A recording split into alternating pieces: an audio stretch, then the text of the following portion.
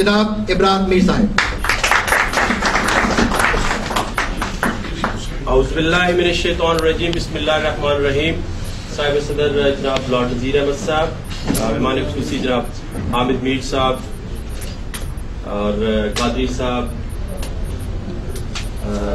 जंग के news editor chief minister Zafar Niazi साहब और दीगर मौजूदीन और मेरे मोहतरम कायदीन, आपको प्यार भरा सलाम। पंजाबियों कश्मीरियों, पंजाबियों कश्मीरियों, सिंधियों बलोचियों पठान, ये 5 बहादुर हो तो बनता है पाकिस्तान। हाजरीन जलसा, हाजरीन महफिल, डू मोर और नो मोर पे 2-3 छोटी छोटी बातें पेश करने की गुजारिश करूंगा। शहीद वारिस मीर का बेटा हमारे यहाँ बैठे हुए हैं, जिनके दादा शायद, जिनके वालिद डिक्टेटर के साथ लड़ते हुए 48 ईयर्स ओल्ड थे वो जब उन्होंने शहादत का जाम नोश फरमाया। आज हामिद मीर भी उनकी लेगेसी पे काम कर रहे हैं। मेरा डू मोर और नो मोर ये है कि जैसे मियां मोहम्मद नवाज शरीफ साहब ने पाकिस्तान में आने की कोशिश की एग्जाइल में, तो डिक्टेटर ने उन्हें वापस भेजा, तो मियां साहब ने कहा no more, I will come back. Mian Sahab do मोर करते रहे और वो आ गए। मोहतरमा शहीद के साथ भी यही बात हुई। आसिफ अली जरदारी साहब ने भी पाकिस्तान खप्पे का नारा लगा के डू मोर किया। हमारा डू मोर क्या होना चाहिए? नेशनलिज्म। हमारा नो मोर क्या होना चाहिए कि हम पॉलिटिकल रेसिज्म को खत्म करें। ये 2 चीजें हम लैग कर रहे हैं। एक में अगर डू मोर कर लें, अपने नेशनलिज्म को उजागर कर लें, तो ये सारी पार्टियां भी वही काम करेंगी। मैं हामिद मीर साहब की एक बात से कल से बड़ा वरी हो रहा हूं कि इन्होंने कहा कि वजीरिस्तान वो जगह है कि जहां अंग्रेज कभी जीत नहीं सका, हमने उस जगह पे हाथ डाल दिया है। एक चीज पे इत्तेफाक करेंगे सब लोग कि दुआ करें, दुआएं तकदीर बदल देती हैं, और अपने नेशनलिज्म को उजागर करें। पाकिस्तान पाइंदाबाद।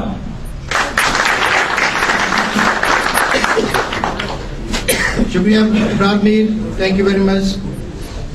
मेरे अगले मुकर्रर एक काउंसलर अरशद राज थे, यूके की सरजमीन पे रिहाई पजीर, मुसलमानों के, पाकिस्तानियों के हर फोरम पे अपनी आवाज बुलंद करके अपना मंशूर बयान करने वाले थर्ड वर्ल्ड सॉलिडेरिटी के चेयरमैन जनाब मुश्ताक लशारी साहब। माय लॉर्ड्स, ख़वातीन और हज़रात, अस्सलाम वालेकुम। अली शाह साहब, आवाज आ रही है? बड़ी मेहरबानी। कारवान फिक्र, आपका शुक्रिया कि आपने यहाँ मुझे बुलाया। आपको मुबारकबाद देता हूँ कि आपका हाल इतना भर गया और हमारे वक्त से पहले भर गया था। मेहमान देर से आए इसलिए देर से शुरू हुआ, वरना आई तो शायद पाकिस्तान की ये बात भी खत्म हो जाती कि हमेशा हम फंक्शन देर से शुरू करते हैं। 27 अक्टूबर को थर्ड वर्ल्ड सॉलिडेरिटी का फंक्शन है, लाड साहब उसमें तकरीर कर रहे हैं, तो उनकी बहन है। दूसरा, हम कोशिश कर रहे हैं, हामिद मीर साहब शायद आपने कल, मैंने चूंकि ये बात नहीं की थी, हम कोशिश कर रहे हैं to work toward an inclusive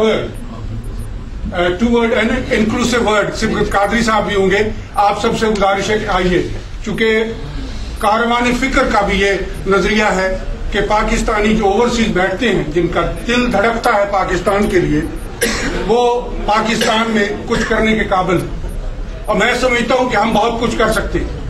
वो इस तरीके से नहीं कि यहाँ इकट्ठे हूं, मिर्च मिसाला में खाना खाएं, घर चले जाएं और कल फिर किसी और महफिल में बैठ के बात करें, बल्कि उसके बहुत सारे तरीके हैं। पाकिस्तान आज बिल्कुल पटरी पे चढ़ चुका है। मैं बहुत सारी बातें रिपीट नहीं करूंगा, चूंकि आप सब दोस्त जानते हैं और सब हिस्ट्री से वाकिफ हैं। बुजुर्ग भी बैठे हैं, बहनें भी बैठे हैं, बहुत पढ़े लिखे दोस्त बैठे हैं कि हम आज जिस पिलर पे चढ़ चुके हैं, ये बुनियादी जरूरतें हैं किसी स्टेट और किसी कौम की। मीडिया आजाद हो, पार्लियामेंट जमहूरियत मौजूद हो, जुडिशरी फ्री हो और अवाम बाशऊर हो चुके हो। मैं समझता हूं कि पाकिस्तान के अवाम ने, लाड साहब, बहुत ज्यादा कुर्बानियां दी हैं। 1947 से पहले से उस खित्ते में बसने वाले लोग कुर्बानियां दे रहे हैं। पाकिस्तान बनाने के लिए उन्होंने चूज किया एक बैरिस्टर को। अमेरिकन खड़ा है, शाकिर कुरैशी को 3 महीने का वीजा दिया गया, 3 महीने का एक्सेप्ट कर लिया गया। दूसरी लाइन में अमेरिकन खड़ा है, महीने का वीजा है, 10 मिनट उसको क्वेश्चन किए जाते हैं, 10 मिनट क्वेश्चन के बाद उसको कहा जाता है 7 दिन रहो और वापस जाओ।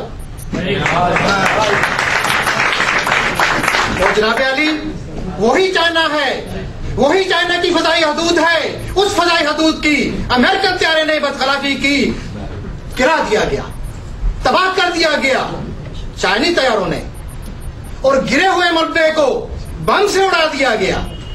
बम से उड़ाने के बाद गोलियां मारी गई, ट्रक पे लोड करके एम्बेसी को बुलाया गया, उठाओ इसको और ले जाओ उसको।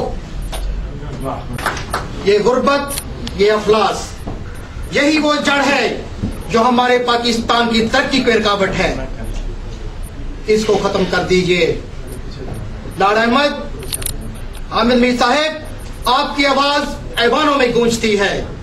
ये तफरीक मिटा दीजिए, इस तफरीक को मिटाने का मिशन सर ले लीजिए। इंशाअल्लाह हमारी सरजमीन का वकार बुलंद होना शुरू हो जाएगा। वक्त ज़ाया किए बगैर नौजवान हैं, खातून हैं, सियासत में हैं और खूबसूरत सियासत में हैं, खूबसूरत सियासत में। राबिया जिया साहिबा। साहब को भी 3 मिनट ही कहने मैं 3 मिनट बात करूँगी। बिस्मिल्लाहिर्रहमानिर्रहीम। शाकिर साहब, बहुत बहुत शुक्रिया कि आप लोगों ने हमें आज मौका दिया।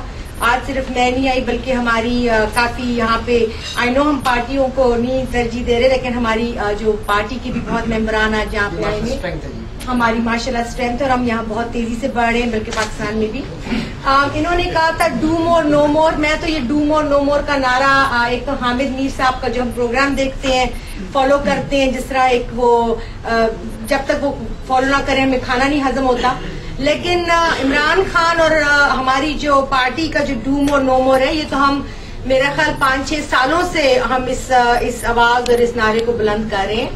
और डू मोर नो मोर में वो यही कहते हैं कि do more by stopping the balkanization of Pakistan, do more by stopping the slavery, by being beggars, do more by having some sense of dignity and sovereignty जो कि हम खो बैठे हैं, and do more by being too patriotic Pakistanis, जो कि हम यहाँ बैठ के अज्यूम करते हैं डेमोक्रेटिक मुल्कों में बैठे, जो वहां पे हालात हो रहे हैं उनका जो अब खासकर जो अब आजकल हालात चल रहे हैं वो बहुत ज्यादा परेशानी के हालात चल रहे हैं। मैं ज्यादा टाइम नहीं लेना चाहती, पर मैं इतना जरूर कहूंगी कि जो वजीरिस्तान का ऑपरेशन है, जो हमारे मीडिया ने बहुत बड़ी एक रेवोल्यूशन लेकर आए हैं, जिस तरह ये हमें अप टू डेट रखते हैं और जिस तरह के हालात वहां चल रहे हैं, हम हर तरफ के आर्ग्यूमेंट सुनते हैं, सारे लोगों को ये लोग मीडिया पे हर गवर्नमेंट के बंदे को लाके बिठाते हैं। आर्मी की मैंने इतनी रिप्रेजेंटेशन अभी मीडिया में नहीं देखी, लेकिन ये कि हर तरफ से हो रही है। लेकिन बात ये कि ये खत्म कब होगा? तब खत्म होगा जब सूबे हमसे अलग हो जाएंगे, खुदा ना करे।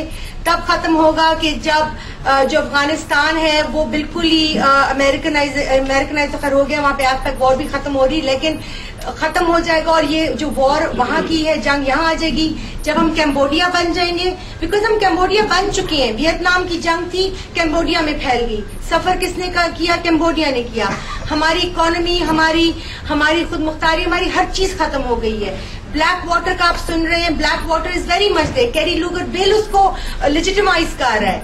तो हम एनआरओ में फंसे हुए हैं, कैरी लूगर बिल में फंसे हुए हैं, बलूचिस्तान में फंसे हुए हैं। तो किसी ने कोई स्ट्रैटेजी नहीं दिखाई है, कोई दिखाता नहीं है कि इसका एग्जिट क्या है। सारे आके इश्यूज को बहुत हाईलाइट करेंगे, लेकिन कोई हमें ये भी बताए कि अब नेक्स्ट स्टेप्स क्या और हम क्या कर सकते हैं इस चीज से निकलने के लिए।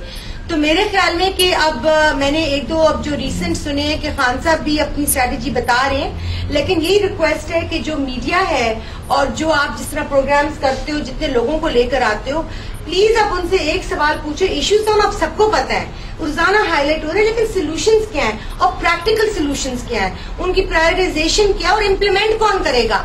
जरदारी बैठा रहेगा तो इम्प्लीमेंट होंगे, हटेगा तो होंगे, आर्मी का कोई देखते रूल आएगा तो होगा, क्या होगा? अमेरिकन आ जाएंगी, डिस्टेबलाइजेशन तो हो ही रही है, बाल्कनाइजेशन भी बहुत बड़ा कॉन्सेप्ट है। एक बुक निकली थी इनकी ब्लड बाथ, कोई यूएस मिलिट्री ने एक बनाई थी 3 साल पहले। उसमें 3 चीजें उन्होंने साइट की थी कि पाकिस्तान को स्टेट में हमने कैसे ट्रांसफॉर्म करना है जो हमारी अमेरिकन ब्लूप्रिंट के ऊपर हो। पाकिस्तान के न्यूक्लियर एसेट्स को हम नहीं हटा सकते, तो उनको कम से कम अंडर कंट्रोल किया जाए।